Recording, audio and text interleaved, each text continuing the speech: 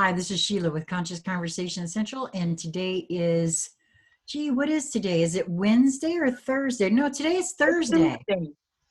It's Thursday, April the 23rd, 2020.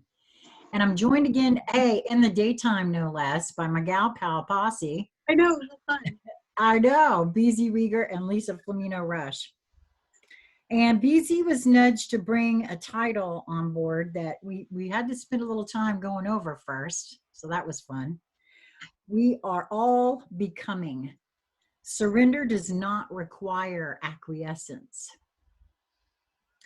And of course, our conversation before we got started had a lot to do with language. Some of you that have followed this channel for a while may recall that one of our earlier conversations, Sheila had a bit of an issue with the word surrender. I get it now. I really do grok what the two of you were sharing with me in regards to that word in particular.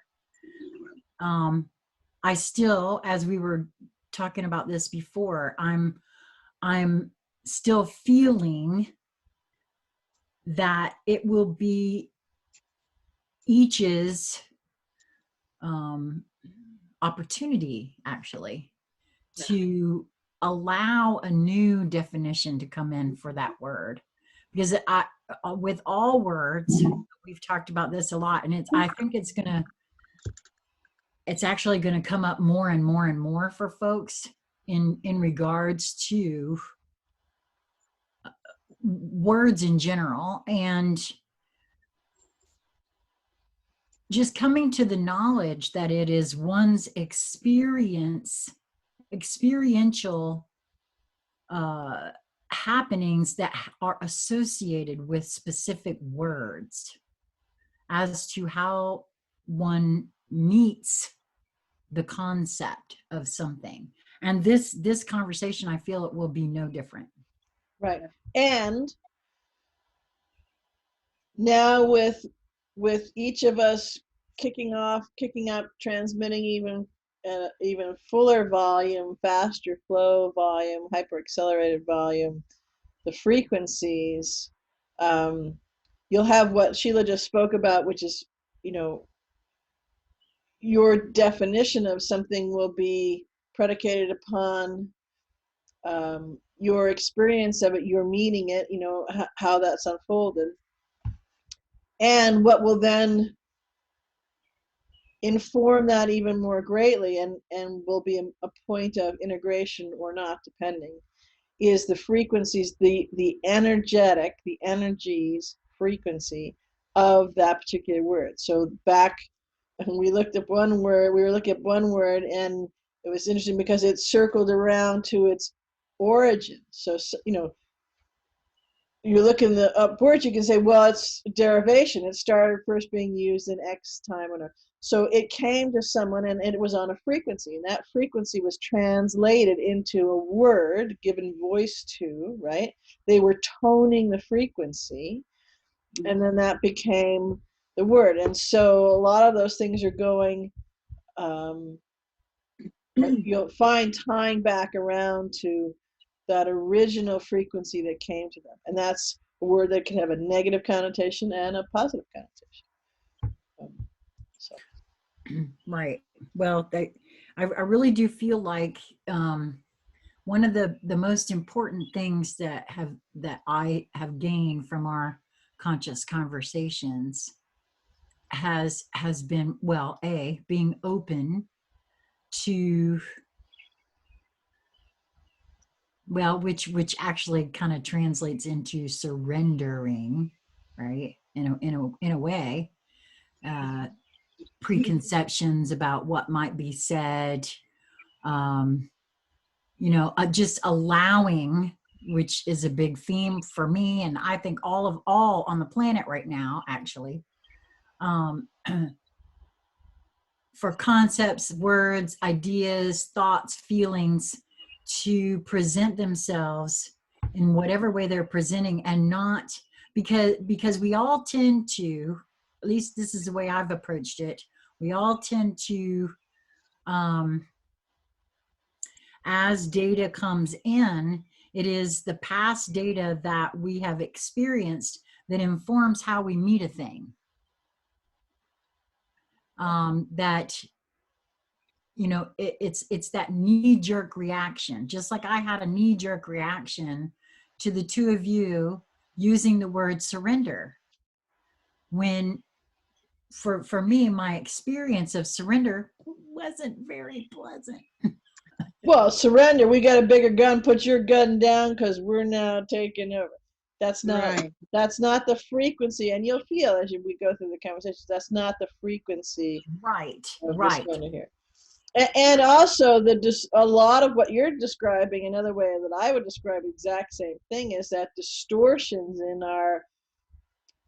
our flow and how we experience and meet things have distorted, have put little barbs or colors or changed the way something can go in the flow of the energy. And so that's given it a different connotation, a different meaning, because it's your direct experience, or had been your direct experience, to have it mean that. Right. Well, because what we were talking about before and what I wanted to bring out here in this case before we even begin this is just to share again for me how important it is in every conversation that I participate in or just hear or whatever to just allow it. And I can't, if I'm trying to meet something in a particular without any kind of preconceptions, pre-ideas, prejudgments, because I used to do that quite a bit, and still do catch myself all the time, because you know we've been so programmed to, well, this is how what my experience of this has been in the past, so I'm going to show up and to bring out the fact that that's all a choice, and whether or not you're choosing to allow something to reveal itself, or no, this is the way I've always felt it, this is the way, and this is the way I'm meeting it in this moment. I don't know why it felt important to share, and maybe I wasn't being real clear there about that, but I know that's something I have done. And so it's interesting. I just want to add to that part that the maybe a mirror or reflection of that. So since I've been trained, and I've trained myself, and this is of the expansive training I'm talking about, to just notice. So notice a conversation. I'm part of a conversation. I'm listening things. I may be, taking stuff down, giving stuff if it's projects or whatever. But to notice things in the conversation and not ascribe anything to it, simply notice. And then it gets, okay, so from the noticing, I can then do stuff with the data. I can move to different places. And so because that is my training and so my routine, when I'll go through it, then I can leave. So conversations happen, I leave it, and I'm going and doing whatever. It doesn't really matter what I'm doing. And so then part of me may go back over, because it's like I can replay the tape of the conversation and go, well, that's interesting, and then I just mark it. And the next time I get near that person, or if it's particularly high, urgent memo mark on there, I'll go, all right, I just want to be clear. We had this conversation that happened X, and this part of it right here, because, and oftentimes, unless it's urgent, as in a misunderstanding or something, my ego mind has an old habit, which doesn't surface much, to churn on that. So there, I don't even allow a smidge of a tiny little bit of churning. I go, okay, and it gets marked. I say, great, we'll clarify that. So go back to the person where the conversation was and said, hey, the day yesterday or an hour ago or whatever it was, we had this conversation. This section here to be absolutely clear, could you elaborate a little bit more on just that section there? And they can go, yeah or no, or was this or that or whatever, and it resolves it. So that does a number of things. First of all, it allows me to interact with everything, excuse me, from a noticing and meet it where it is, for what it is. No preconceived notions, no filters, no anything. It also allows me to capture something, to be able, if I need to clarify something, to go back to it. And most importantly, it, you could say, is a fail-safe mechanism to no longer let the ego mind churn on something that doesn't need to, because it gets looked at, it gets a little bit more conversation or whatever it is, there's clarity around it, and then it gets put to rest. Now that doesn't make the ego mind happy. Be good. But anyways, so I just wanted to add that to the, so for both sides of they're tools, basically. They're both tools. Okay, well, thank you for adding that and for allowing me to put that little thing before we actually begin the conversation about what you were nudged to play with. So I appreciate that. So I know I heard at least one person. Well, what are we all becoming, BZ? Well, what do you choose to be becoming? We're all becoming something completely new, something heretofore never in existence, never imagined, never created, never in actual form. And well, that's interesting. What comes to say is that we're the tip of the spear of that super transformation in all of Source's multiverses that's going on right now. So,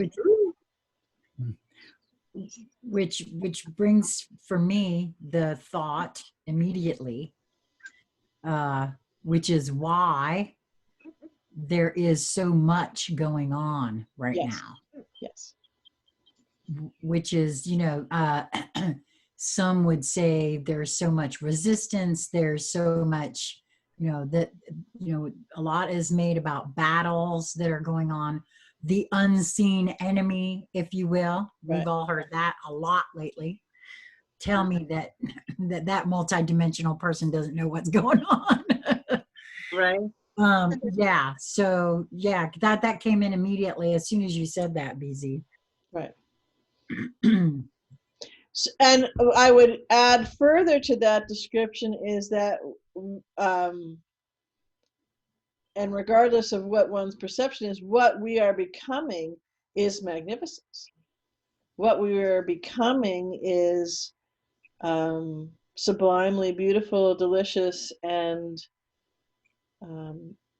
it's apt to say incomprehensible, because most of the comprehending would be being done by a linear brain, and it's outside of the scope of a locked down, tight, linear brain, being that be a third dimensional or fourth dimensional, lower fourth dimensional brain. So and also involved in that is oftentimes, because it's something that's trained into us, and not from the expansive school of training, but from birth, we categorize, we look at something, and this is that. So say that, say that, say that. This is that. That's like that. So we pigeonhole. We, thinking of a kid, say this word, say that word. That's a something. That's a cat. That's a cat. That's a bad cat. I don't know why, but some that comes as a, again. So we don't observe something. We don't meet it for this. We're always labeling it, which means we're always boxing it, which means we're always shunting it, which means we're always manipulating it, right?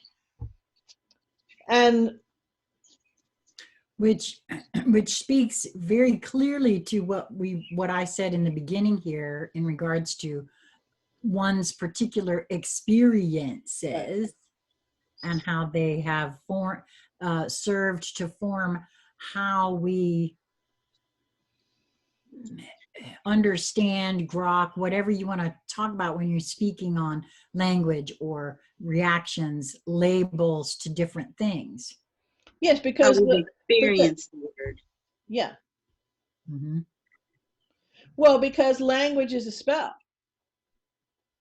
And it's important from the powers that were and the false construct that the spell be carried out properly.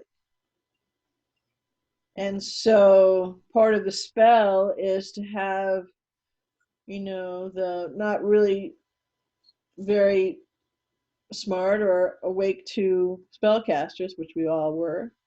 Um, you know, we're taught, and hey, De Blasio and the rest are bringing it back, where we can, if someone's not doing their incantations correctly, call this number, and right, because we got to keep an eye on it.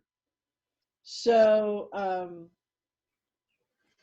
that's part of what the becoming is, and there is no frame of reference for it from a linear perspective.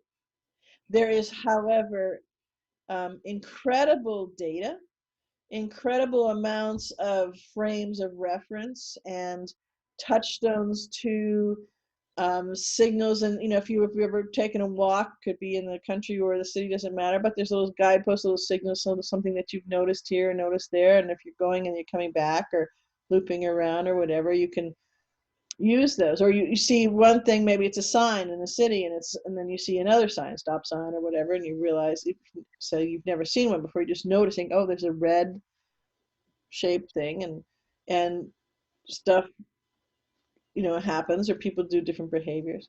So and so someone said, well, what are those? I said, well, that's the multidimensionality. That's in bringing all of who you are and your sensory array, which I talk about a lot, into informing you, into giving you information, pulling in data so that you can observe and meet it and then make a choice of it. What's very interesting, that just was, came in, the video came in very clear right this moment, is the title that was given, that we are all becoming, yes, and we are, and surrender does not require acquiescence. So that's a way to bring what's happening in the multidimensional sense. Part of that is a way to bring what's happening in a multidimensional true unfolding to a linear one that people can then flow with or wrestle with or push against or debate or characterize different ways. But it's also interesting, occurs to me very interestingly, that it's a way for us to use, in a way perhaps that people haven't thought of yet, to use what's happening out there to decode what's happening in here, kind of in a reverse way, because go within, but you can go, if you're looking out there, it didn't get out there until you put it out there, because nothing gets out there. But oftentimes, especially things are happening so fast right this moment, and I'm sorry, but I'm gonna give the warning again, and you still haven't gotten fast yet. So thinking amount of things that have changed, or data that's come out, or revelations, or pressures, or conflicts, or restrictions, or whatever, and all of those things they're going to come out even faster because we're still going slow. But what I wanted to get to is that because of that, and because there's a sense of overwhelm, and because there's this compunction, I gotta see, I got, oh, right, you gotta watch this or this, am I missing something? And you could sit alone on a mountain on the middle of a subway platform, it doesn't really matter, and tune in, and you would get all the data that you need in a clear way. But because of the propensity to fragment ourselves, to choose to fragment ourselves, because no one's, so far it's not on anybody's mandate that you have to watch. In fact, they're trying to get you not to watch certain things. So but the point is that this is also a good way, perhaps as a tool, to look at what's going on right this moment in the out there as a way to decode what's actually happening in here. And then you can step fully into being in here and go, oh, well, that's how stuff gets out there. Because it will change, and the very cool thing is, because you're multidimensional, it will change the out there. Soon as you do that, you change the out there.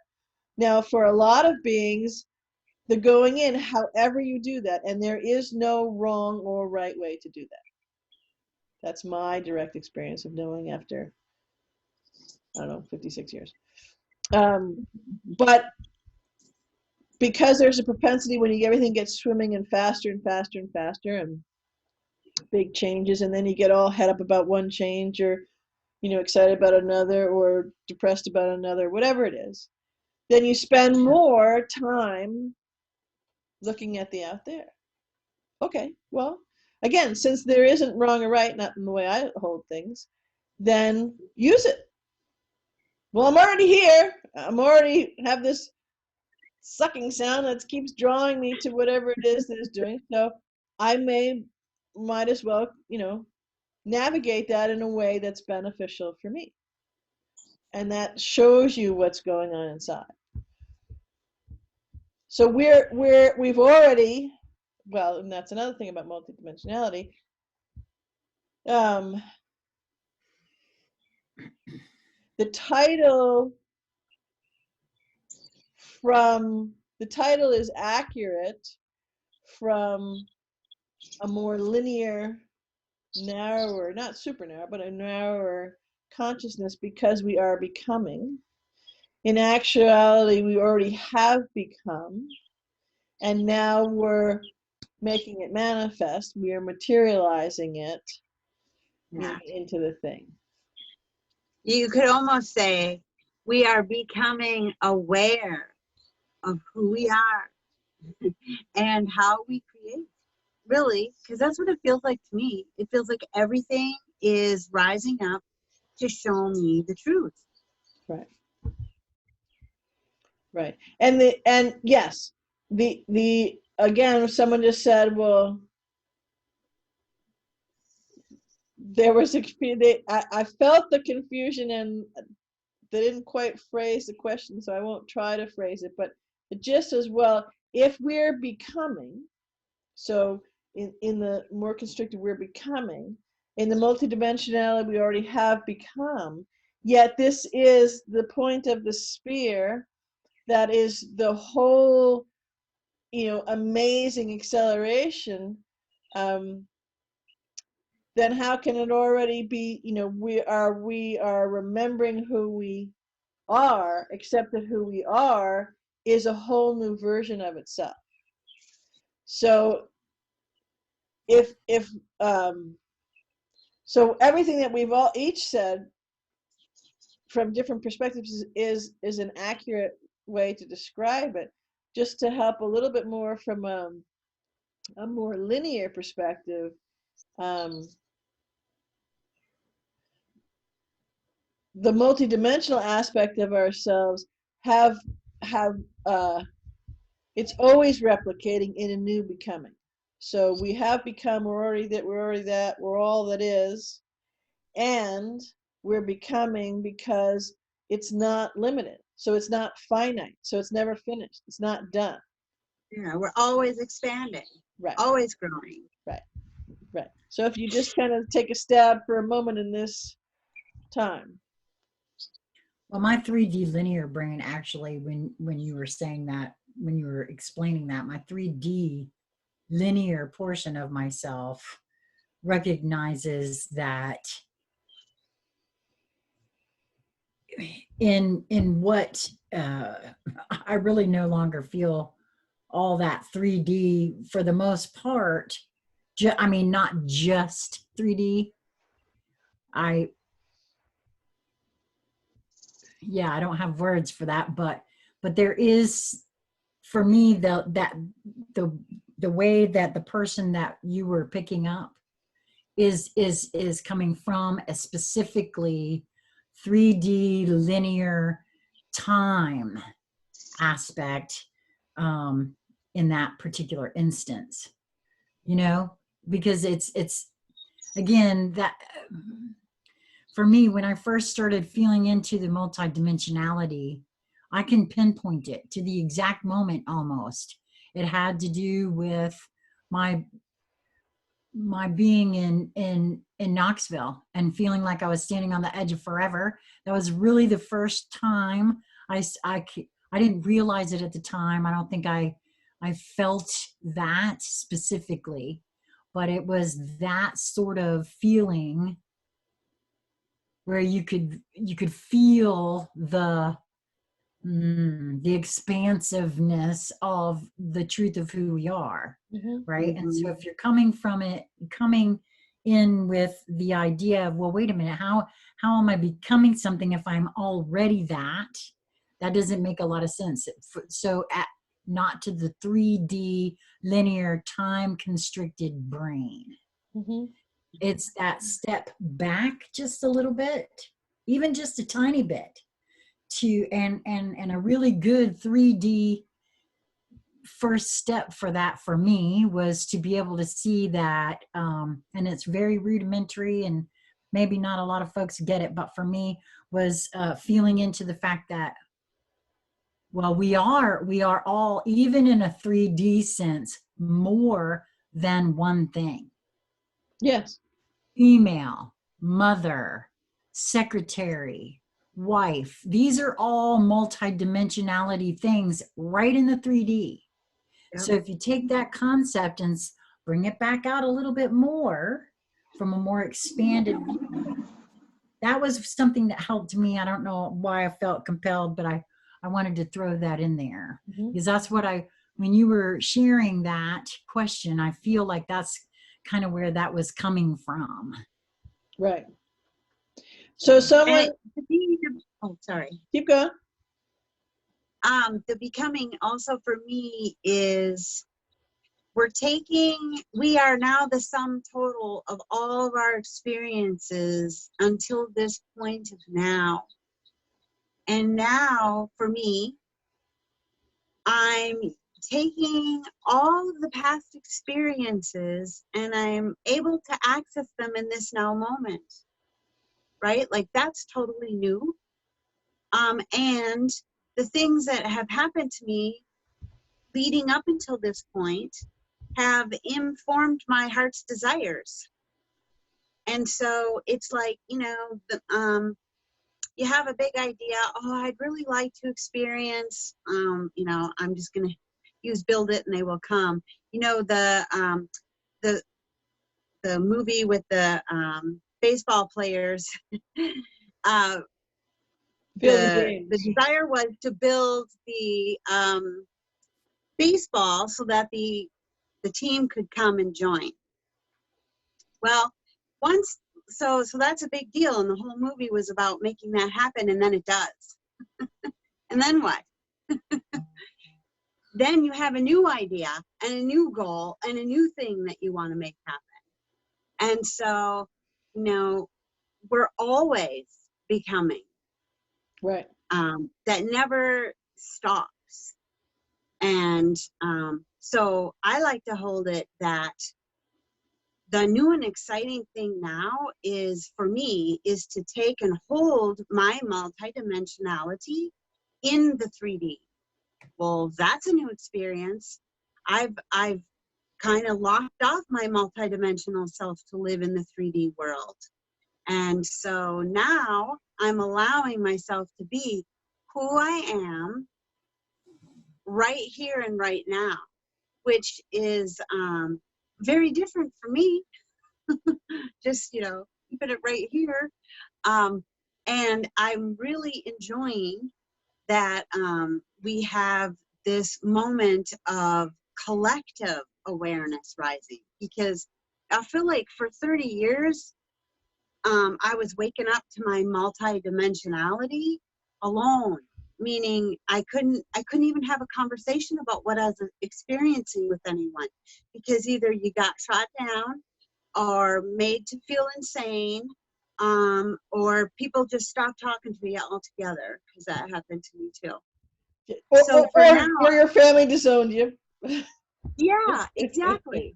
So now I'm seeing this multidimensionality rising in everyone and everything. And so that's really exciting to me, that we've reached this collective moment, right? So that tells me, that informs me that enough of us, well, there's 3 of us sitting right here, who have allowed our multidimensionality to lead to, we've allowed it to be just within ourselves, and we're allowing it to show us the next steps. And so because we've done that, now it has created the rising tide that is pulling this awareness up for the all. So to me, I feel like it's humanity doing the collective realizing of who and what we are, and then moving to the new game. I find it extremely encouraging and exciting. Yes. Yes. Well, when you were speaking there, Lisa, the little girl in me started jumping up and down. I saw the joy gift that I use all the time, because what came immediately was, and anyone who is a parent of a young child right now can experience, they know they are multidimensional. They play in the multidimensionality of who they are all the time. Oh my God, I got chills like you wouldn't believe. I say we because I did it to my own child, once he got to a certain kind of age. That's your imagination. Stop playing there. We society as a whole, okay, it's time to put away those childish things now and get over here in the real world, right? So that I'm sorry, but my little girl inside went, yes, that's what it is. So interesting. Yeah, I guess it was. So interesting. It was more of a personal aha that comes to mind, and I'll share it only because I think it may be illustrative for the bigger conversation that we're having. But okay, it just occurred to me in what you were describing, with your son, that it was my daughter who said, no, it's time to put those things away, because I worked incredibly focused and incredibly intently from, again, in my training and ongoing, to not do that and to completely rewrite intentionally. Now, I wasn't perfect and I screwed up on a lot of things, but I did not screw up on the things that I got screwed up on, if that makes sense. So I didn't do those traumas and things. Which was a broad scope of things, but in what you just said, it was her, the teenage girl, who said, "No, it's time to put all those things away." And I remember at the thought going, "Well, why?" So, anyways, we got trans. So that's many years ago, several decades. That didn't happen, but it's interesting that So yes, I think everybody's done that, and some had it done to them, and they were the grown-up. But yeah, and how? So someone said, well, how does that deal with the surrender. And because you're not, here's the, if there's only one takeaway, this would be it, I think.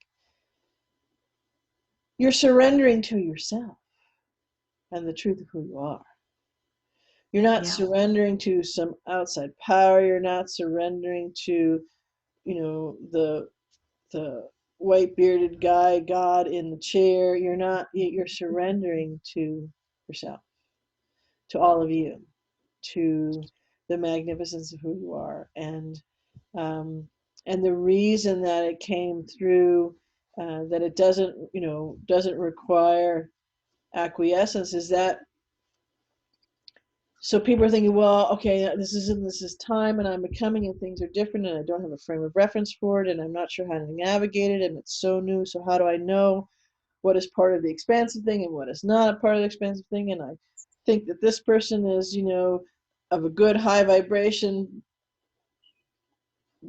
but things seem to be so unresolved on the linear. So how do I navigate that? And that's part of surrendering to your becoming, because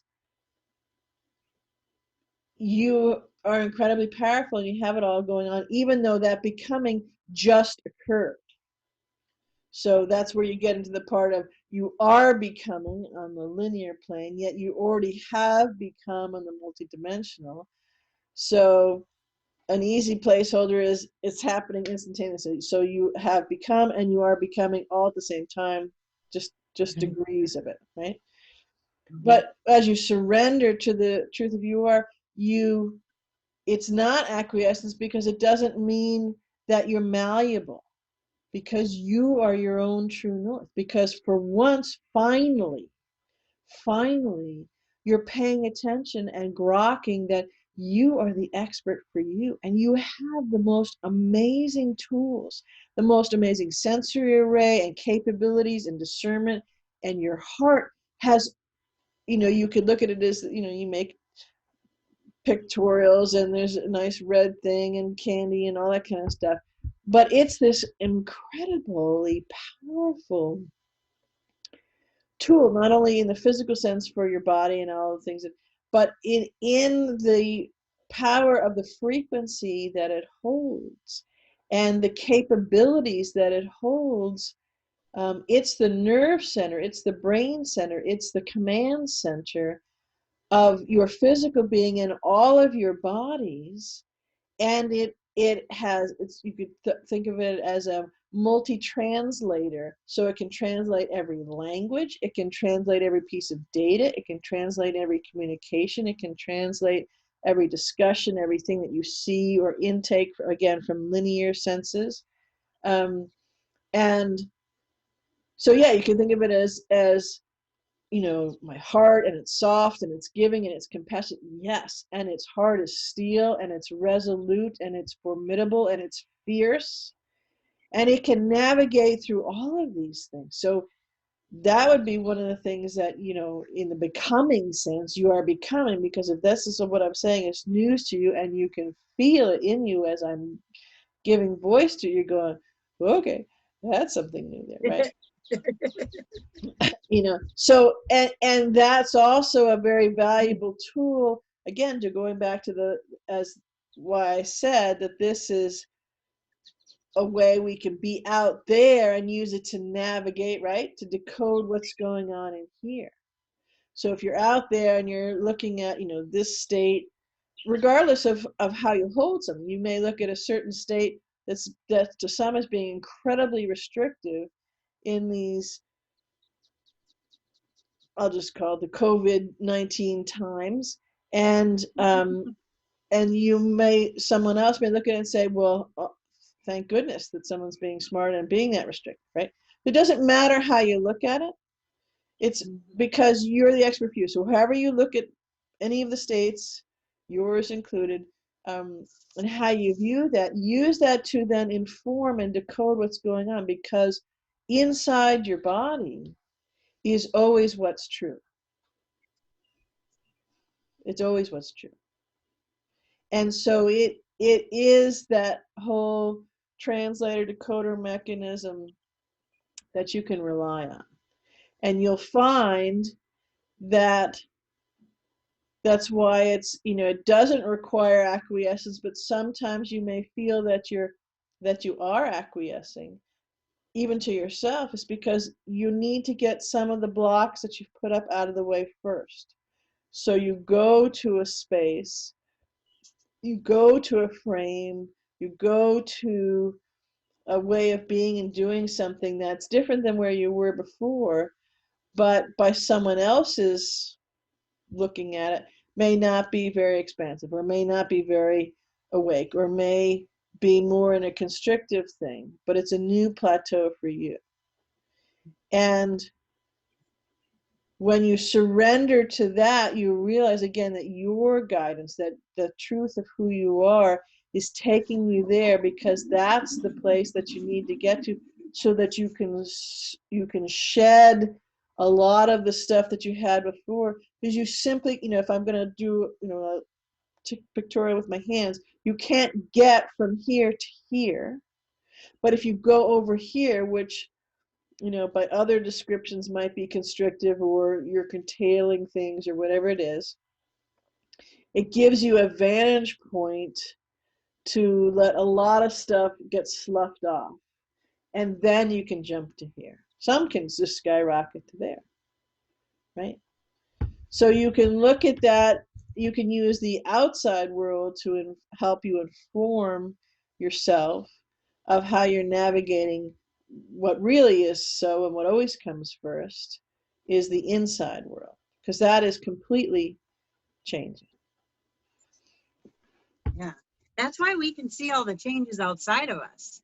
That's why our environment is changing, because we have all collectively changed so much. It has forced these outside changes. Well, it's not lost on me, to be honest with you, that the metaphors abound. I mean, collectively, I'm sorry, but the idea of going within couldn't be any Right. more out there right now if you Right? tried. I know. And for me, when I see that, that is the collective finally going within. Yes. En masse, en masse. And Yeah. everybody can get all up in arms and upset about whatever this guy over here is doing because they won't let us, whatever it is, right? But honestly, that's the way I have seen all of this from the very beginning. The metaphors and all of it, from all of it, from all of the disclosure, the Q stuff, the stuff that's going on with the COVID. Are we sick? Is this real? All of it. It's all out there because it feels to me like finally more of the collective has put it out there because it's happening within here. That's exactly so. Yeah, absolutely. And that's why I said, when I was talking about that, well, we'll look out, okay, let's go stand out here and look back so we can get a decoder ring for in here. And remember, I was mentioned that when you do that, then it changes out there right away. So there you'll find yourself, well, so you're not you're surrendering to yourself and what's going on in that transformation and that becoming. Mm-hmm. But just not acquiescence. So just to break that one part down and give you one little example of that. So you surrender. You've been called to be more quiet now. Forget what everybody else is mandating the state and blah, blah, blah, blah. You just, it's a knowing, right? Even if you're standing in a busy room because you're in an essential job, you have moments you realize that you're just kind of quiet, right? So you're doing your own form of meditation and coming present for a moment. Yeah. And then you think, okay, well, great. And that gives you more insights in a whole host of things. And I think, well, I'm not gonna be told what to do. I'm not gonna acquiesce things. I'm not gonna listen. So you go out and you find yourself being in a place where, again, you're out, but there's not really many people there, or the ones that you meet that are there couldn't be more welcoming, couldn't be more loving, couldn't be more in a way that's connecting. And there may be a few that are, glares from behind the mask and terrified and all that kind of stuff, but again, they can't seem to get near you. And yes, you could say, well, easy, they're social distancing. Yeah, but I mean, it's amazing. I've watched them. They're not even in my spirit. It's almost like they're at the edge of the field, and they can't come on the field because they just can't come on the field. So they literally cannot enter my field. So they can navigate the edge of part of a huge grocery store, and I can keep seeing them out on the field going around, all these things, and I might see them come around if I'm going other lanes, but they're not there. Notice that when you go places, what you're seeing is your energy field, as it shifts and changes, will allow others that are of a match to come and play on that field. And you may notice the ones, skirting around who are terrified. There's a whole, oddly enough, there's a whole pile of them that are right next to each other, skirting around you, right? And I laugh and I think, okay, well, they're so concerned about me that they're not noticing the 5 people that are standing way less than a foot from each other, because they're, so that's just a linear out there example. But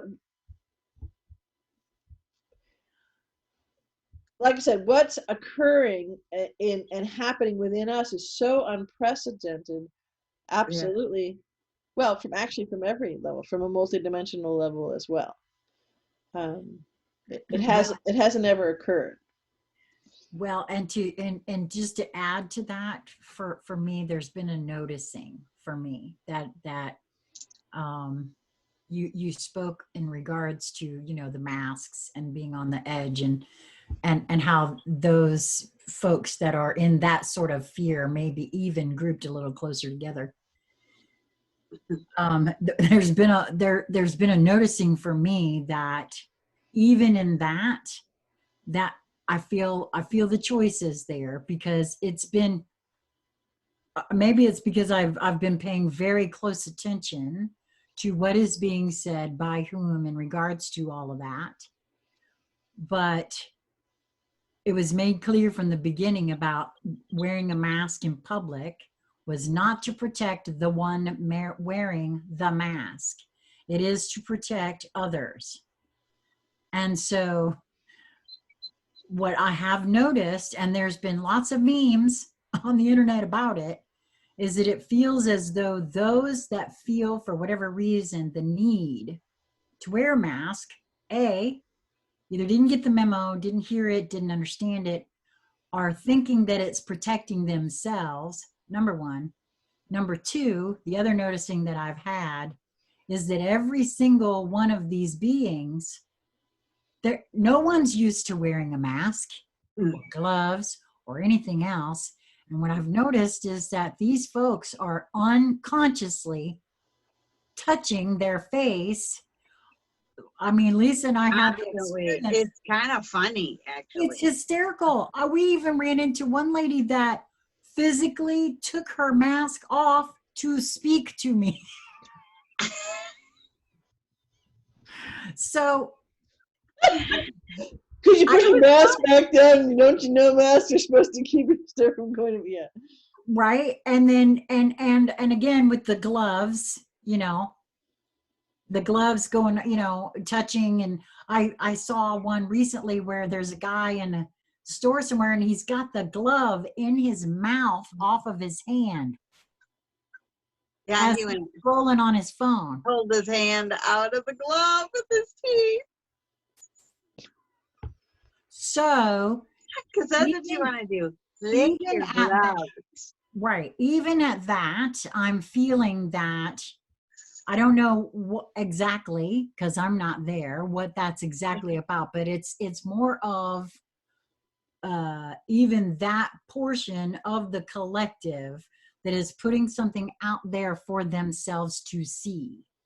Yes, what came to mind just now is that it's kind of a either a scary or humorous, depending on where your energy frequency predominates, right? It's a tutorial on how to be conscious. Do I know where my hand is? Of course I know where my hand is. It's the end of my hand. Okay, well, did you realize that you just stuck your gloved hand in your mouth to pull the thing out? Right? So, I mean, all the time there's stuff that at work, that I'll suffice to say that I seem to have been put in the position where I'm taking care of all of these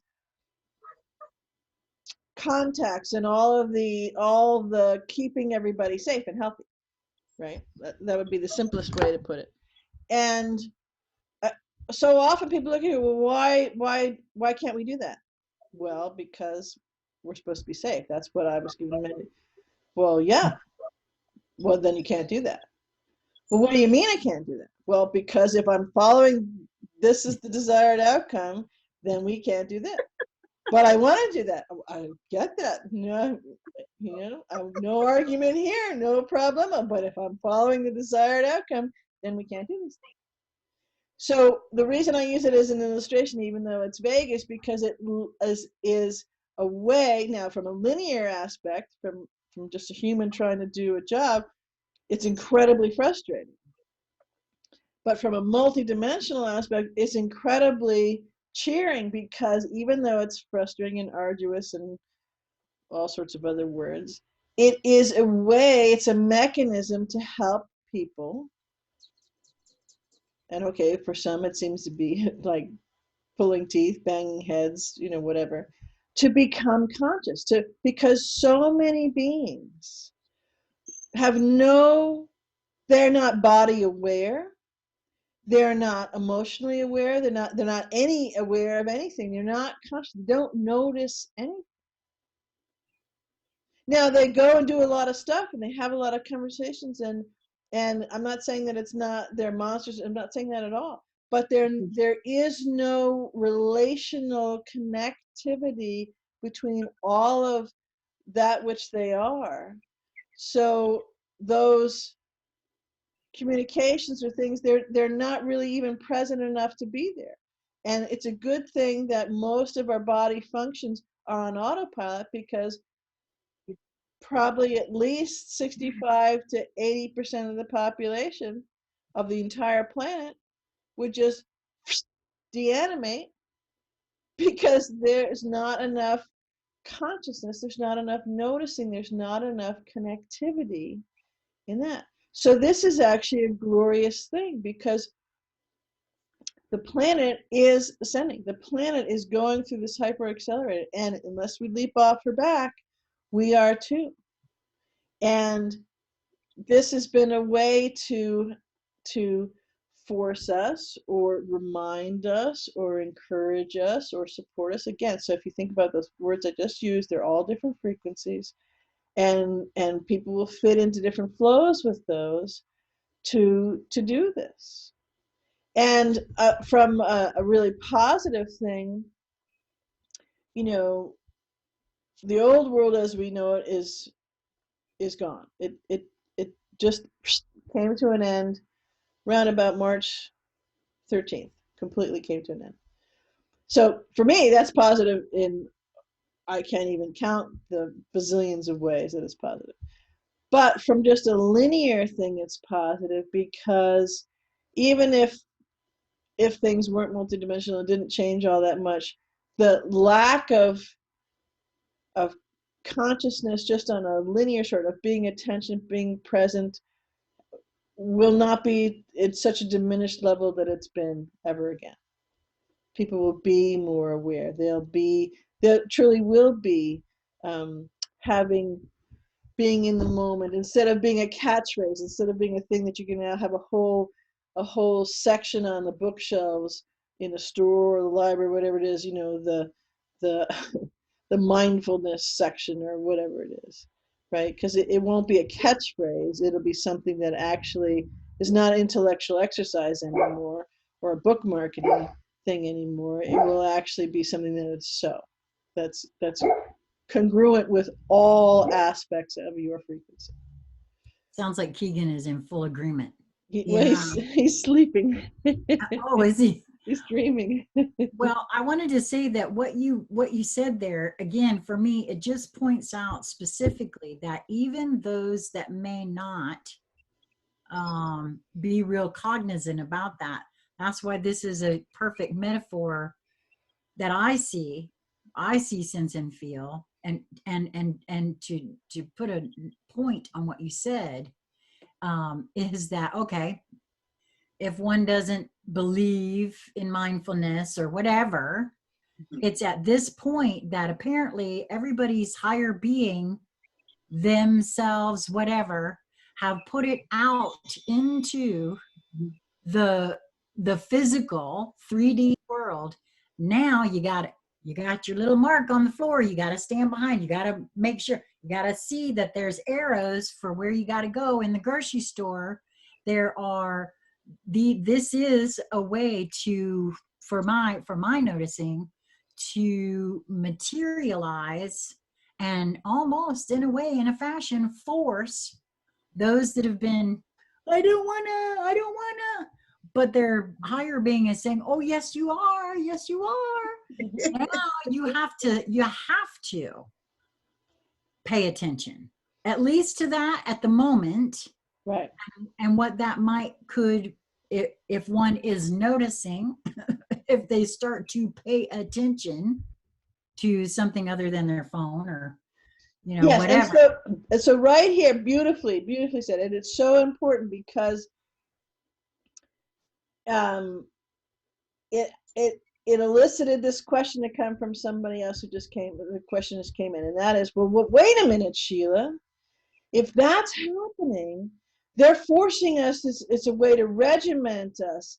It's a way to convert us and to train us and coerce us to only stand in this line or to be in lines or go these places and or to do these things that they dictate us to do. Okay. And that is a valid perspective. Well, hang on, but take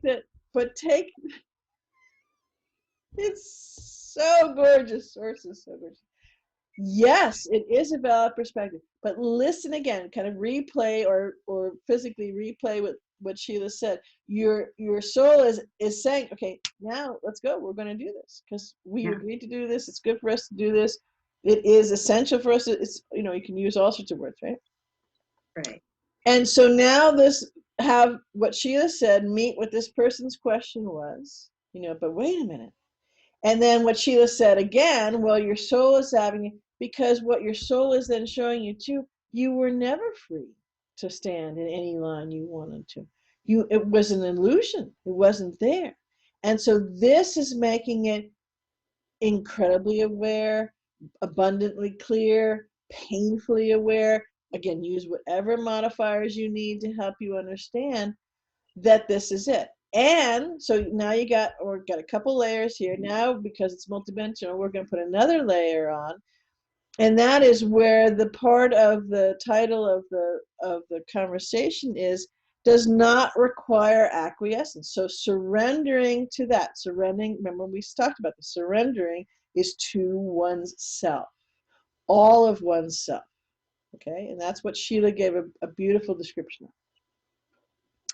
The acquiescence and not requiring you to acquiesce. So if you're surrendering to oneself and the truth of who you are and what's really going on, the big picture, the great stuff, the fantastical stuff, the yum stuff, okay, right? That's the surrendering part. The not requiring acquiescence is the part of you don't need to, you notice the indoctrination. You notice the lining you up like little soldiers and little robots, right? Because it's always been there. Sorry, look around. It's always been there. Now you're noticing it and the acquiescence. So when there are things that are over the top, or when you can be present with yourself and from a purely linear logistics and awareness, be safe, be responsible, be helpful with yourself and others and how you interact with others, yeah, great, that's perfect.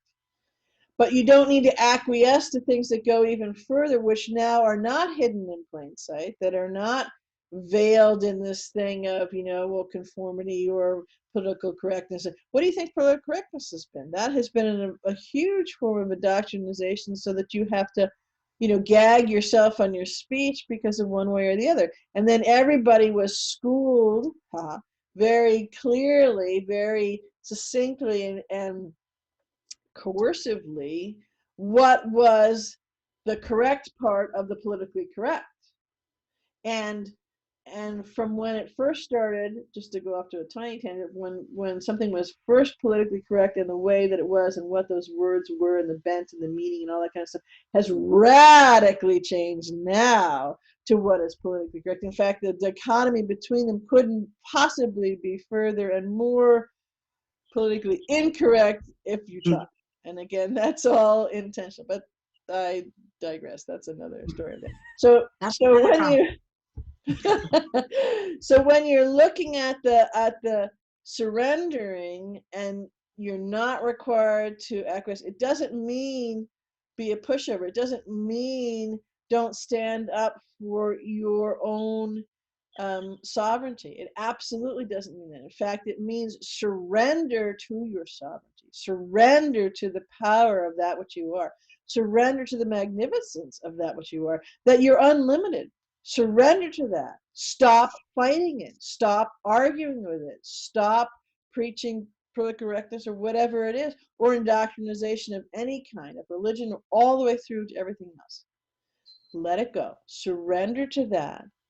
And at the same moment that you're surrendering, you are standing fully in your power, because that surrender makes you from a 5-pound wet noodle weakling to absolutely beyond titanium strength, that has incredible flexibility and incredible subtlety and maneuverability and softness, but is unthwartable, right? And that's where the non-acquiescence comes in, because you don't need someone to tell you these. You actually don't need the governing, right? Because think of a governor in a car as something that actually keeps something from going outside of parameters of something. It's a limitation. That's correct. Right? So we don't need that. So that's the multidimensional curtailing in of what the whole conversation is about. And actually, I think all our conversations are like this, but this one just strikes me in particular as one that 99 and 9/10% of the conversation will come from each being with each being of this conversation, not the part that's on the video, if that makes sense. Well, it made perfect sense to me. Yeah.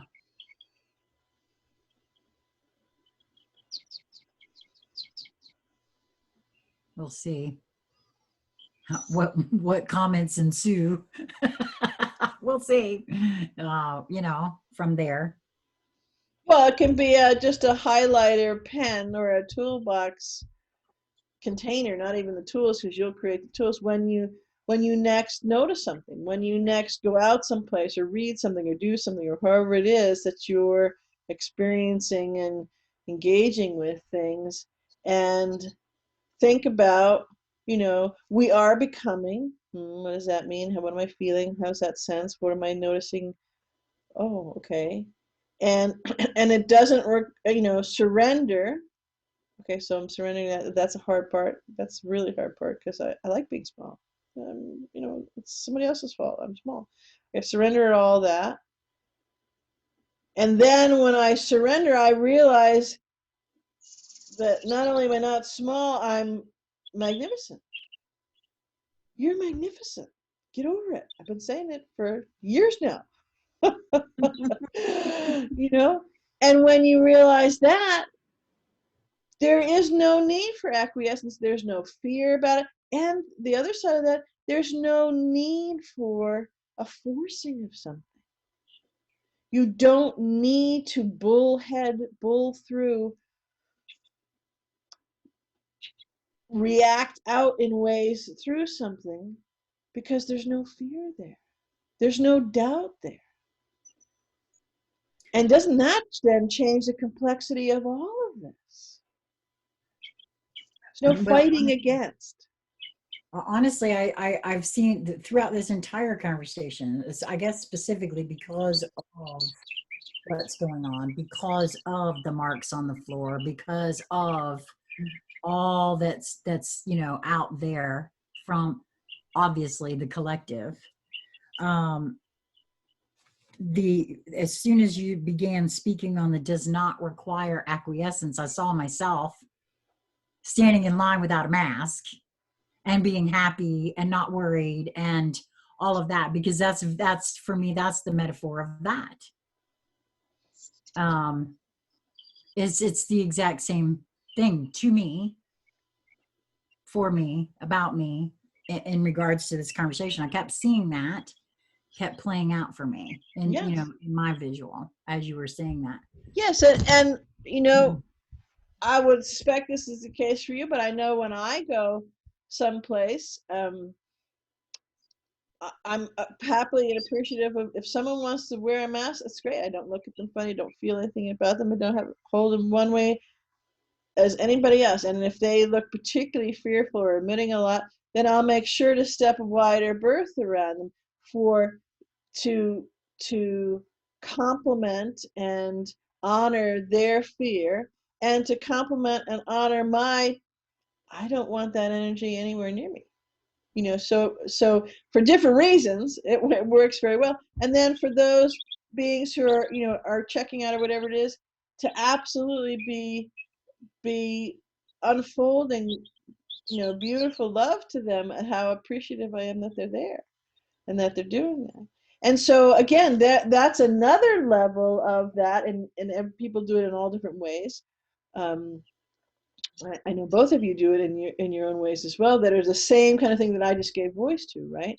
That's another metaphor for, well, so now the ones hiding behind the mask are going, well, they look healthy and they're happy and they're friendly and there's something different about them, but they're not wearing a mask. Wait a minute, again. So it's another transmitter of all of these kinds of things. It's that frequency that's going on.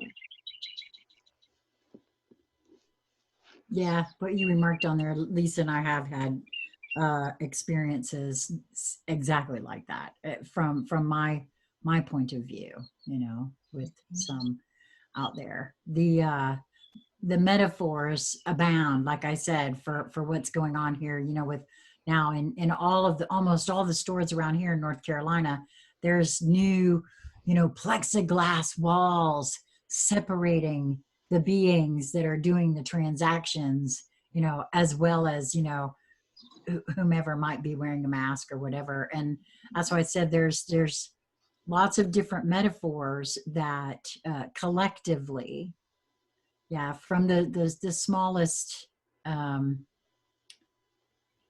most limited in the box viewpoint, could be a draconian measure that's being, done to us. But I honestly, I do see it and I can see the point there. And I feel what folks are feeling on that. I guess that's too why, for me, what you're speaking on here, this just came in actually. At some point, Magenta Pixie, I think, has spoken to this a bit. Because a lot of folks wake up to the conspiracy theories and the what's being done to us part, but haven't been able to make the melding or the jump or the bringing in of that spiritual aspect. And for me, those, it's all one, it's the same kind of metaphor, but and I spoke about this a little bit the other day, where that's the only way any of this makes any sense to me personally, is to see it from the most expansive level where, yes, this is so, but guess what? This is so too. And it's really the only, those two melded together is the only way that any of this in its totality actually makes sense. Yes. That's why very intentionally the IUV is set up the way the IUV is. It has to be both. You can't have the holding of the dark and the light. Right. You can't have the holding of the illusion or the linear stripped from the multidimensionality if you don't put it all together. Right.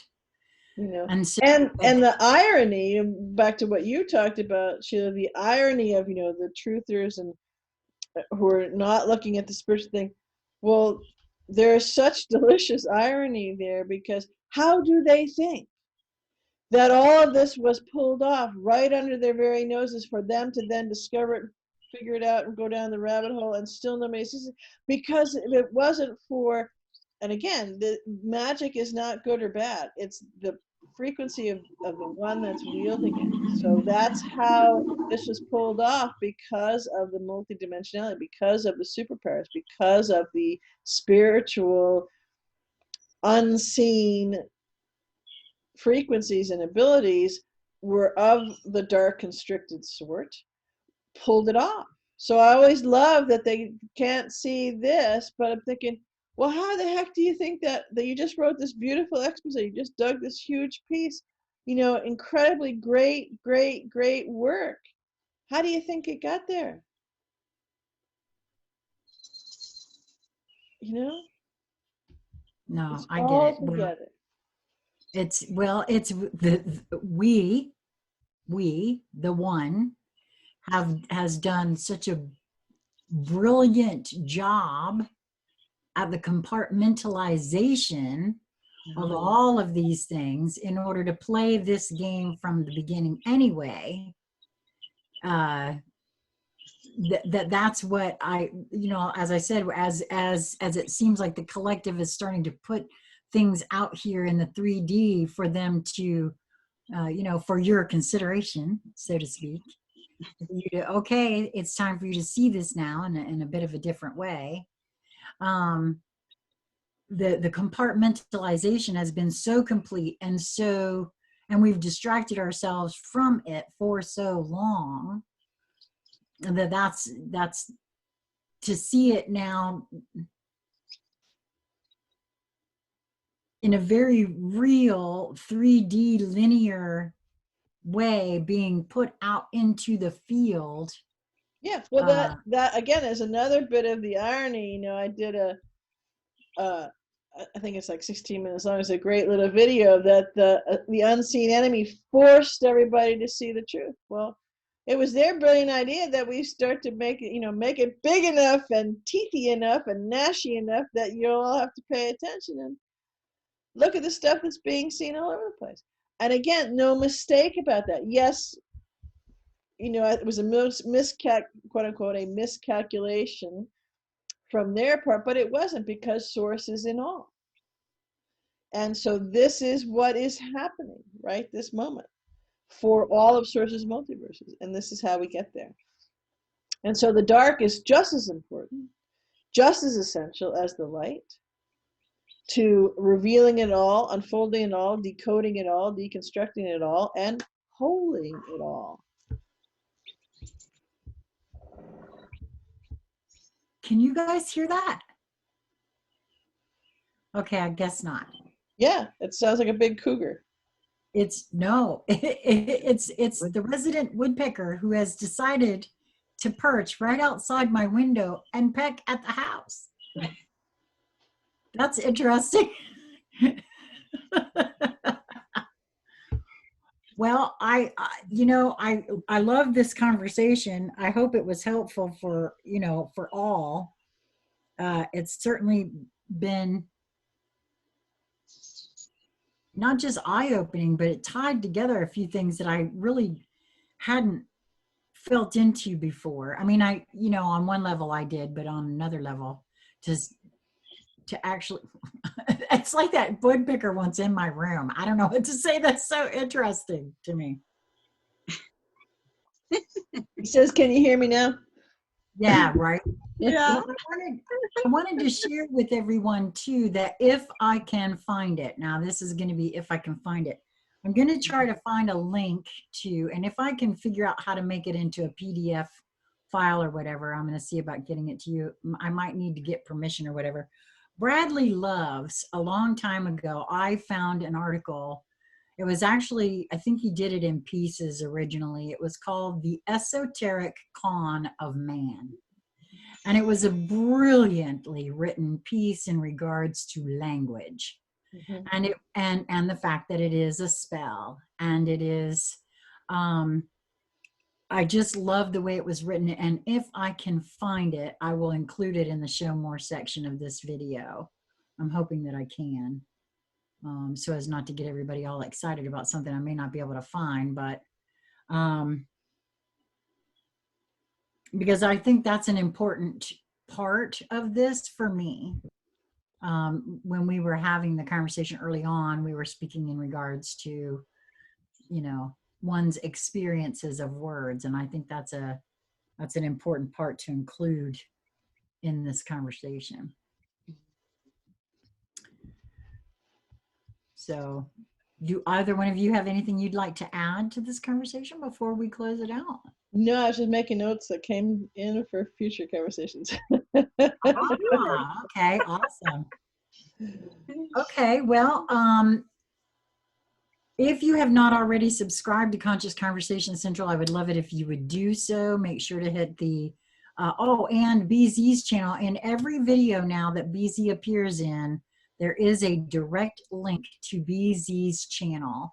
And it would be great if you're watching it on Conscious Conversation Central, go over and subscribe to BZ's channel too, because she also does videos that Lisa and I are not included in, that you will definitely want to see. I think most everybody that actually watches Lisa and I see us on your channel. And not on Conscious Conversation.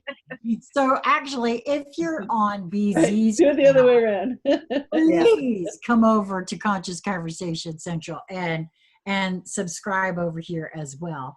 And I want to try to remember to ask everyone, also give it a thumbs up, because now that they're doing different things with the algorithms, you know, I want to make sure that apparently gets it seen more. So do that, because we want to, you know, if it's out there, folks can find it a little bit better.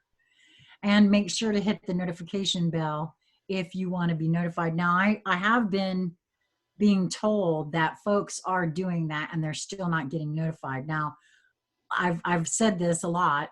I found that I did not have my devices set for notification, but I did a live last night, and this actually came up in the conversation during my live last night. Folks were subscribed. They do have the bell checked, and they did check their device for notifications, and it's set, and they're still not getting them.